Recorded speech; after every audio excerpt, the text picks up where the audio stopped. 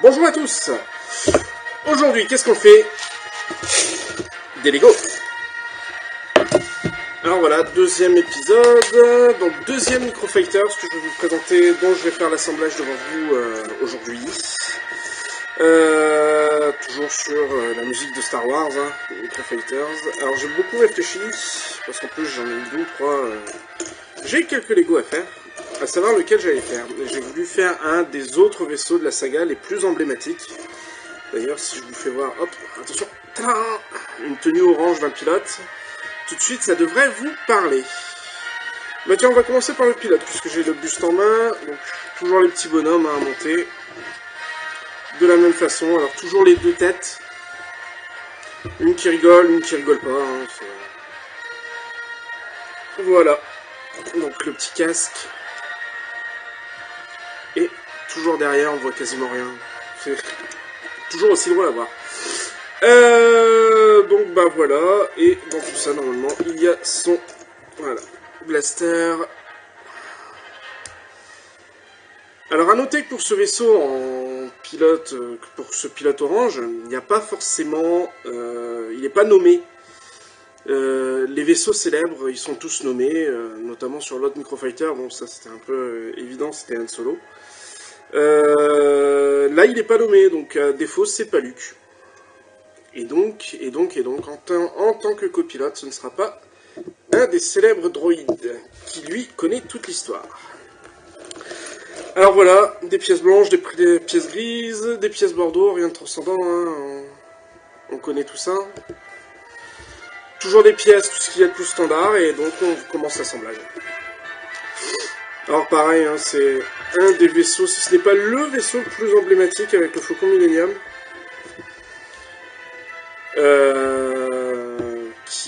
Que je vais assembler là, donc toujours dans la gamme Micro Fighters.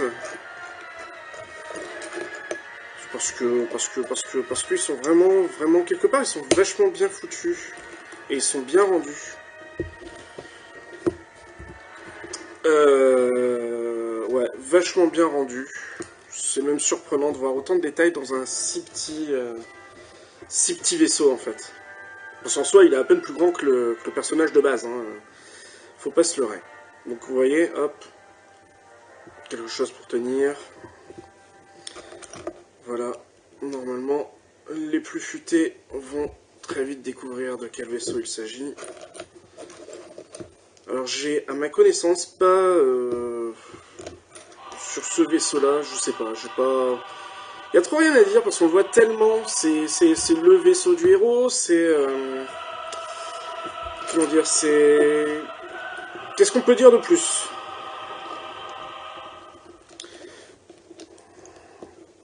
Non, c'est le vaisseau du héros. Ha! Deuxième indice à 3 minutes de vidéo maintenant.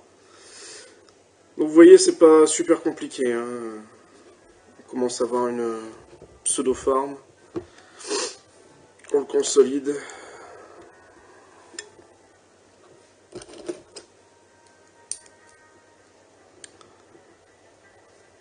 Voilà. Alors, si je devais reprocher quelque chose à cette adaptation de ce vaisseau-là, c'est qu'il est très très long en vrai. Bon, bien sûr, à la taille 1, ça doit être quelque chose d'énorme, mais il est relativement long et on n'a pas forcément cet effet de longueur. Lorsqu'on le voit monter. Maintenant, c'est typique aussi des Micro Fighters, hein, c'est comme les micro machines. Hein. C'est petit, pas très grand. Voilà, on a déjà vu la place que va vraisemblablement occuper le pilote. Et on rajoute. Et on rajoute. Alors il y a... Comment dire? Le vaisseau va se monter... il y a une partie du vaisseau qui va se monter en 4. Donc je vais en filmer une en gros plan et l'autre je ferai un petit time-lapse dessus. Et je ferai même du montage. Waouh! Pour faire voir, ça sert à rien de refaire voir 4 fois la même chose. Donc voilà. Hop, les petites pièces aérodynamiques. Bon, je pense que ça sert à rien que je continue à dire. Mon dieu, mais de quel vaisseau il s'agit? Il s'agit bien sûr d'un X-Wing. Le chasseur privilégié de Luke Skywalker. Un des meilleurs vaisseaux de la... Un des meilleurs vaisseaux rebelles, qui se joue très bien aussi sur X-Wings The Miniature Game. J'en ai parlé lors de mes précédentes vidéos et j'en reparlerai en temps voulu.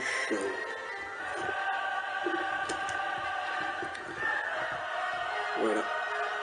Donc, une autre série de crochets. Alors, comme vous pouvez le voir, ils ont même prévu la place pour mettre forcément les ailerons d'attaque.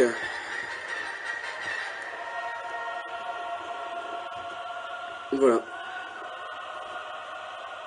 Alors, ça, c'est ce qu'on va appeler la capsule de survie un petit peu. C'est là que tout se fait. Alors voilà, on a une petite pièce sur laquelle on mettra le rétro, le façade.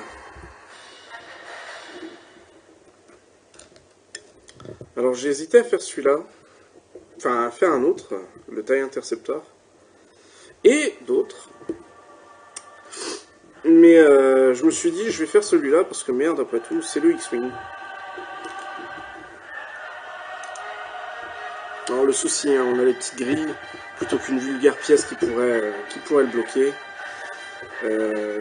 Certains éléments sont là plus... pas vraiment pour...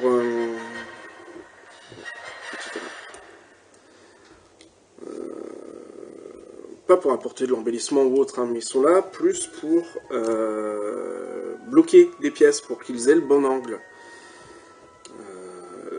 D'où le fait que c'est vachement impressionnant de voir à quel point ils ont potassé les détails, les gens chez Lego.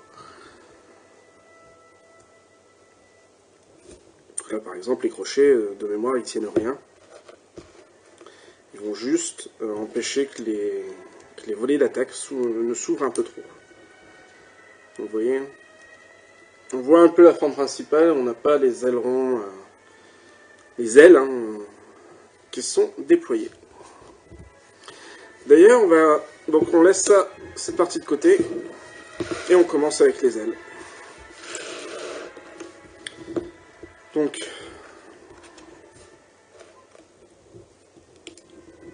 on revient bien sûr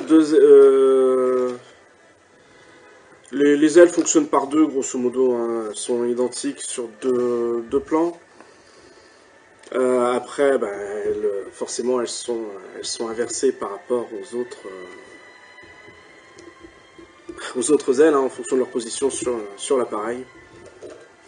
Rien de transcendant non plus. Oui.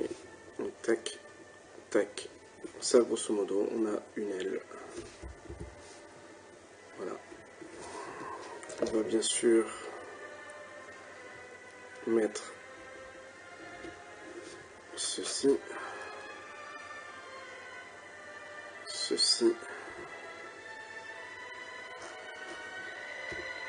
et cela. Toujours des pièces standards. Hein. Vraiment toujours des pièces standards. Alors là, ça gigote, mais c'est normal, ça va être tenu par la suite par un des réacteurs. Voilà, bim. Le côté blanc en dedans. Voilà, on met la croix dans la croix. Alors, je sais pas s'ils mettent... Alors voilà. Donc, il faut faire 2 fois cette reproduction-là. Et une fois que les 2 sont faites, vous les mettez sur la carlingue. Donc, je vais faire ça tout de suite.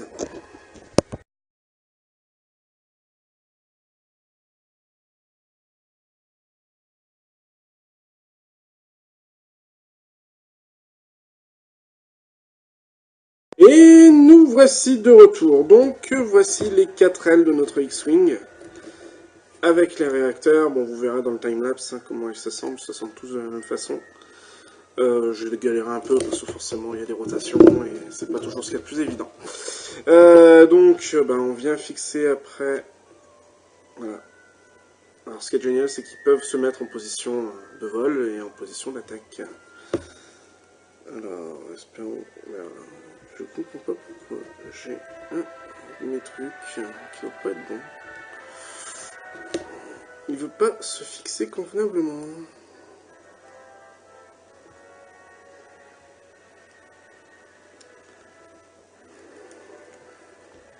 Tellement c'est que ça marche pour ceux du haut et pas ceux du bas. Donc je les mette à l'envers. C'est un peu fort de café. Mais oui, je les mets à l'envers. Et oui, donc on est bien sur les gros trucs devant. Et voilà. À quoi sert d'avoir un plan? Je vous le demande. Voilà. Donc celui-ci se met ici. Donc comme je vous disais, les petits crochets ici servent à juste avoir le bon angle. Impressionnant, hein? Voilà.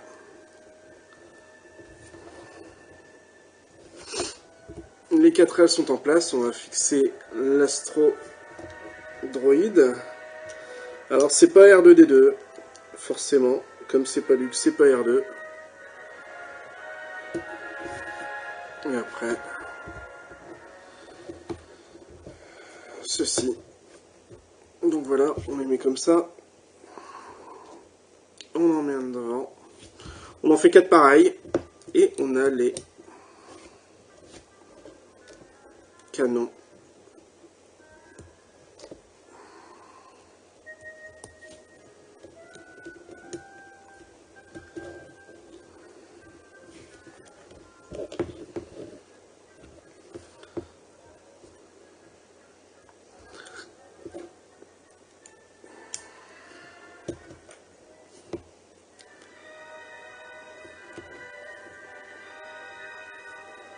Et voilà.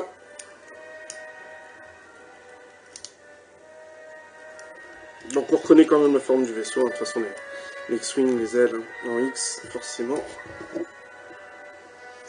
sont célèbres. Et on insère le pilote. Et voilà. Donc on a ici le X-Wing et notre ami l'YT 1300, le Faucon Millennium. Voilà. Bah écoutez, j'espère que cette vidéo vous a plu. Elle sera sûrement moins bien faite que la première. Parce que j'ai cafouillé.